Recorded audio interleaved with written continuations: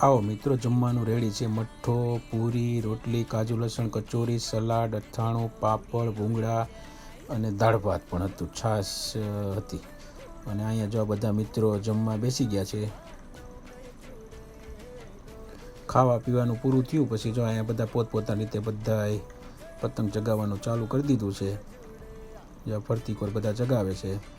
અને આ છે ને જો અહીંયા પતંગ ને ફ્રૂટ ને બધું પડ્યું છે, જેને જે જોતું હોય અહીંથી લઈ લેવાનું. જો આ બાજુ પતંગો બધી ચગવા માંડી છે.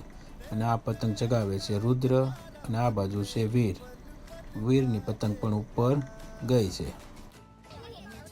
પતંગ ચગાવીને બધા ઠાક્યા એટલે થોડી વાર રેસ્ટ કરીને પછી શેરડી ખાવાનું ચાલુ કર્યું. આ બાજુ બધા બેઠા છે શેરડી ખાવા, અને થોડી મસ્તી ચાલુ છે. હવે આ ધર્મિષ્ઠાનવાળો આવ્યો શેરડી સાથે ખોલવાનો.